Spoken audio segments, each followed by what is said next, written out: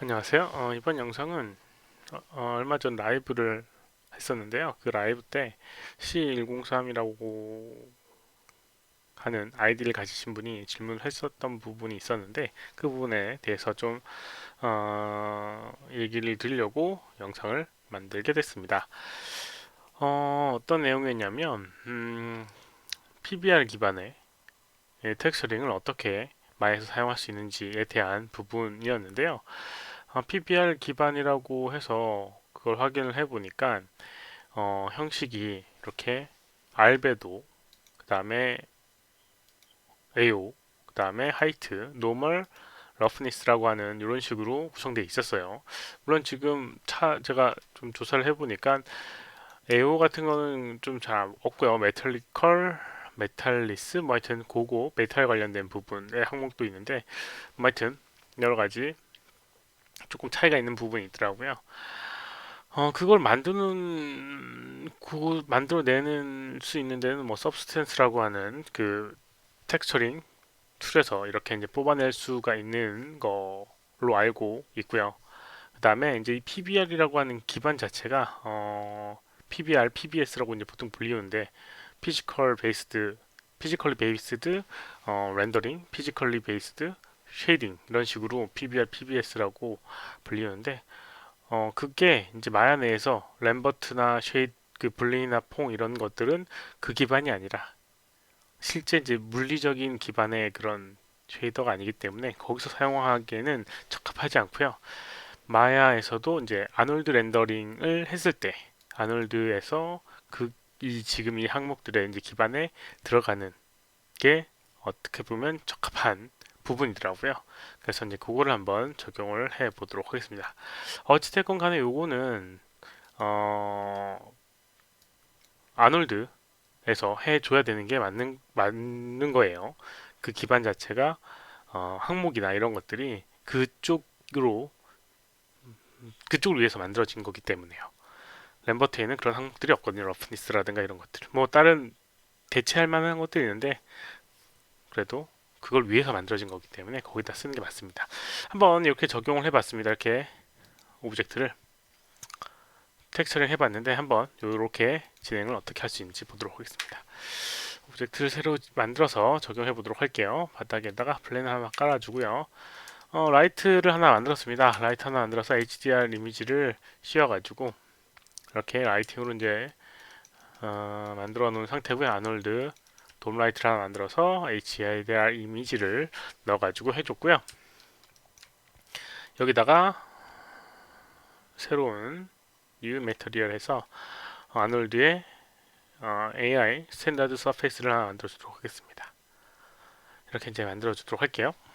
그래서 아놀드의 뭐 프리뷰 렌더링을 해보게 되면 이렇게 만들어지게 될 겁니다.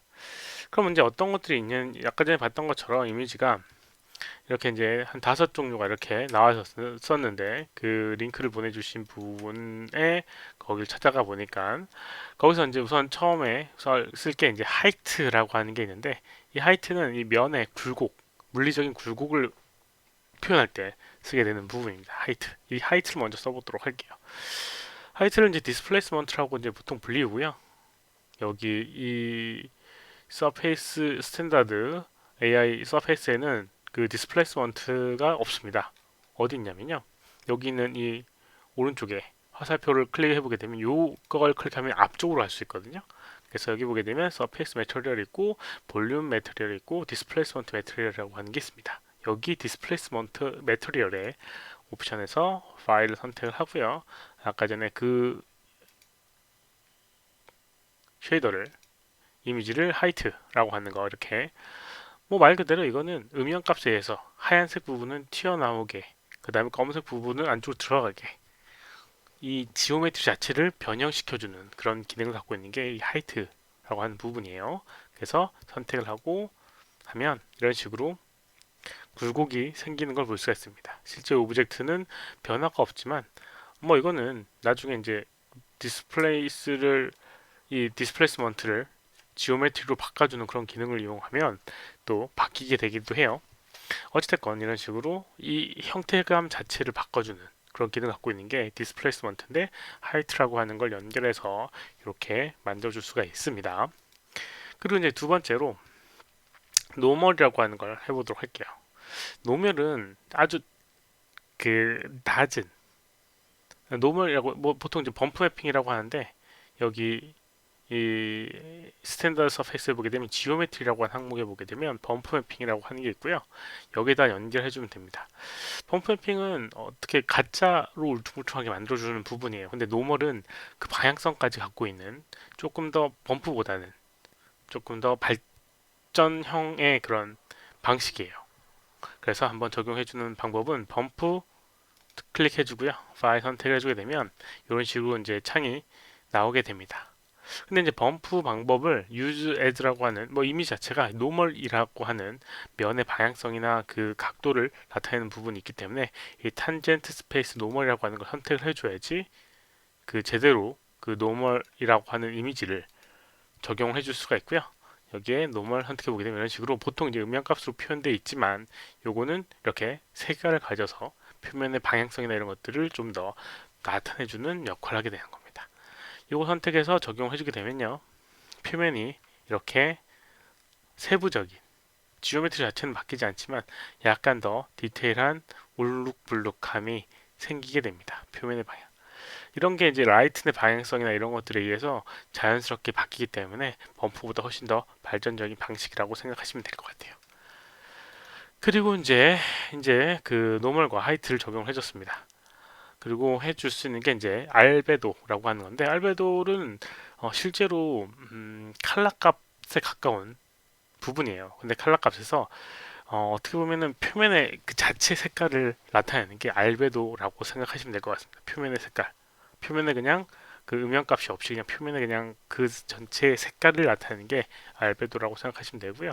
칼라에다가 적용을 해주면 돼요. 칼라 파일 알베도를 적용해 주도록 하겠습니다. 알베도 이렇게 적용해주면 이렇게 표면에 대한 색깔을 이제 넣어줄 수가 있고요. 그 다음에 러프니스라고 하는 거는 표면에 거친 면을 이렇게 표현을 해주는 겁니다. 그래서 이제 이 스페큘라에 보게 되면 러프니스라고 하는 게 있고요. 뭐 이 표면에 이런 거친 느낌 때문에 빛이라든가 이런 것들이 뭐 반사되는 게 거칠게 된다든가 난반사를 좀 더 강하게 한다든가 그런 식으로 표현되게 됩니다. 그래서 여기에다가 적용해 주는 게 러프니스라고 하는 부분이에요. 거기에다가 파일 선택을 하고 그 다음에 적용해주면 되는데 어떤 영상에서 보게 되면 이런 부분을 러프니스를 적용할 때 아래 부분에 보게 되면 컬러 스페이스를 이제 바꿔주는 경우도 있어요. sRGB에서 로우 이미지로 바꿔주는 경우가 있는데 이건 조금 차이가 있는 게 뭐냐면 이 형식 자체가 JPG 형식이기 때문에 이거는 그런 데이터를 갖고 있지 않습니다. 로우 데이터를 갖고 있지 않기 때문에 그거에 대한 사실상 의미는 없고요. 만약에 이 로우 데이터라든가 그 컬러 스페이스의 그런 뭐 데이터를 갖고 있는 이미지면 요거를 로우 형태로 이제 바꿔주는 그런 일도 필요하게 될 겁니다. 뭐 칼라 스페이스라고 하는 거는 칼라의 범위를 나타내는 부분이고요.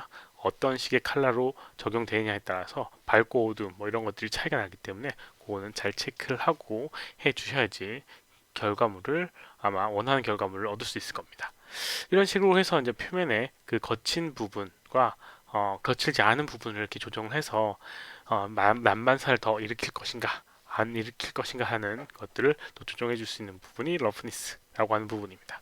그리고 이제 AO라고 되어 있는 거는 앰비언트 오클루전이라고 해서 실제로는 표면에 의해서 아니 그 오브젝트에 의해서 주변에 약간 어둡고 밝게 되는 그런 부분을 만들어내게 되는데요. 그런 것들을 표현을 해주는 부분입니다.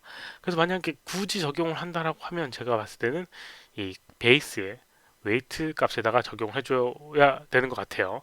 1이라고 하는 값을 주게 되면 이렇게 밝아지고 0으로 하게 되면 이 표면이 어두워지게 되거든요. 그래서 여기다가 AO를 적용하는 게 맞지 않나 생각되게 됩니다. 그래서 클릭을 해주고 AO를 이렇게 선택을 해주면 표면의 이 위쪽 부분, 그러니까 뭐 하여튼 화면에 이렇게 보이는 부분, 밝은 부분과 어두운 부분이 조금 구분이 가게 됩니다.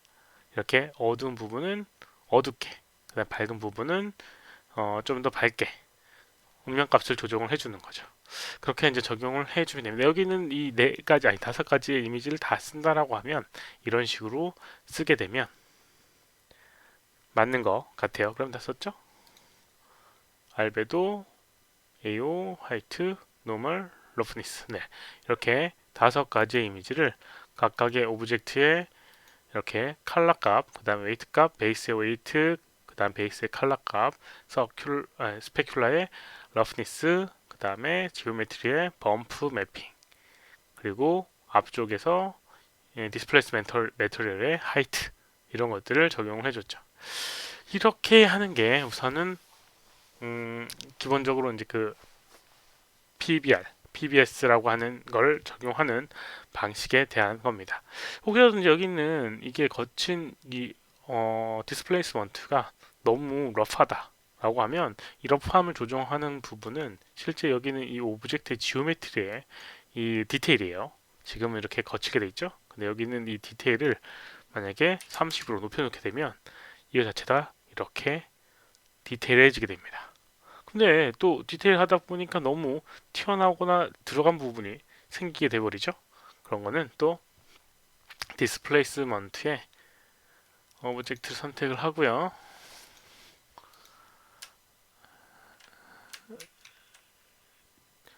다시 디스플레이스먼트에 들어가서 여기 보게 되면 디스플레이스먼트에 다시 돌아와서 보면 이렇게 디스플레이스먼트 쉐이더가 있고요. 여기에 스케일이라고 하는 항목이 있는데 여기 있는 값을 조절하게 되면 이런 식으로 그 깊이를 또 조정을 해 줄 수가 있습니다. 그런 것들을 이용해서 조정을 해 주시면 큰 문제 없지 않을까라고 생각됩니다. 아무튼 이런 식으로 PBR, PBS를 적용하고 렌더링하는 방법에 대한 걸 간단히 해보았습니다.